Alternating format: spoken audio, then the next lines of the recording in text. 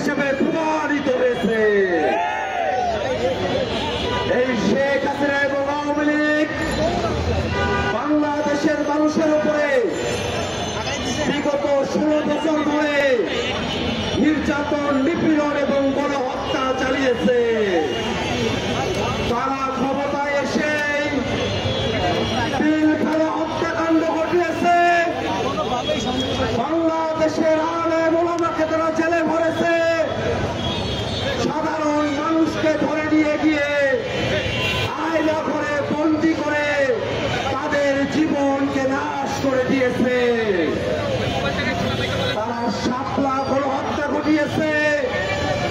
মোদী বিরোধী আন্দোলনে বাংলাদেশের সাধারণ মুসল্লিদের উপরে তারা নির্বিচারে গুলি চালিয়েছে। সেই আওয়ামী লীগ 24-এর অভ্যুত্থানের সময়ে বাংলাদেশের জনতার উপরে নির্বিচারে গুলি চালিয়েছে।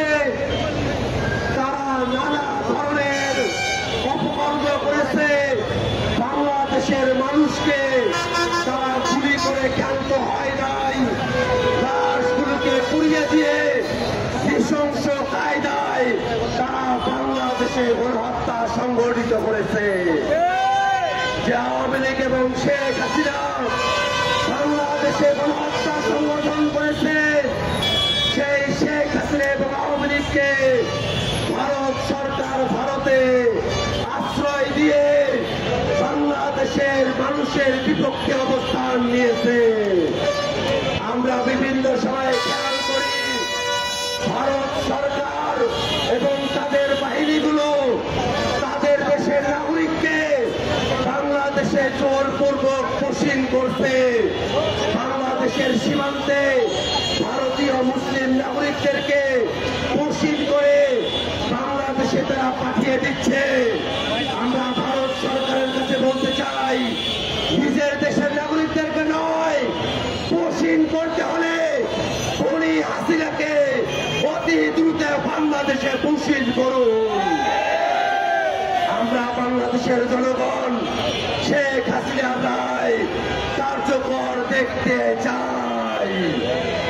আর যদি শেখ হাসিনার হিম্মত থাকত বাংলাদেশের বিচার বিভাগের কাছে নিজেকে নির্দোষ প্রমাণ করার হিম্মত থাকত, তাহলে ভারতে বসে থেকে নয়, গোপন আস্তানায় বসে থেকে নয়, বাংলাদেশের বিরুদ্ধে ষড়যন্ত্র করে নয়, শেখ হাসিনা বাংলাদেশের আদালতের কাছে এসে আত্মসমর্পণ করে আত্মপক্ষ সমর্পণের সুযোগ খুঁজত।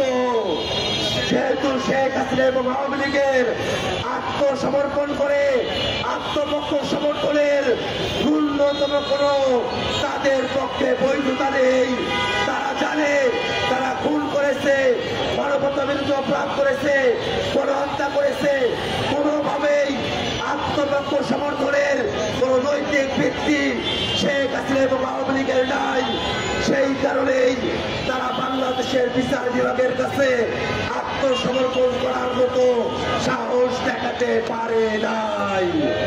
যারা বাংলাদেশের বিচার বিভাগের কাছে আত্মসমর্পণ করার সাহস রাখে না, নিজের পক্ষে আদালতে এসে পক্ষ অবলম্বন করার সাহস রাখে না, সেই আওয়ামী লীগের পক্ষে কোনোভাবেই বিশ্ববিদ্যালয় পড়ুয়া, বিশ্ববিদ্যালয় পড়ায় এমন কোন ব্যক্তি খুনিদের পক্ষ নিতে পারে না।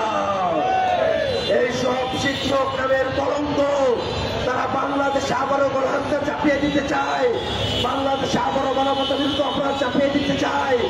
আবারও ভোট চুরি করে কেউ ক্ষমতায় আসবে এবং তারা তাদের গোলামি করে নিজেদের পদ পদবি এবং প্রমোশন রক্ষা করবে, এমন বাংলাদেশ তারা আবার ফিরে দিয়ে আসতে চায়। আমরা শিক্ষক নামের সেই কলঙ্কদেরকে, সেই কলঙ্কদেরকে আমাদের ছাত্ররা বয়কট করবে সে আহ্বান জানাই। একই সাথে এই বাংলাদেশে শেখ হাসিনার রায় কার্যকর করার মধ্য দিয়ে শহীদদের আত্মা শান্তি পাবে, সেই দিনের অপেক্ষায় বাংলাদেশের সকল জনগণকে সজাগ দৃষ্টি রাখার আহ্বান জানিয়ে আমি আমার সংক্ষিপ্ত বক্তব্য এখানেই শেষ করছি। ইনকিলাব জিন্দাবাদ।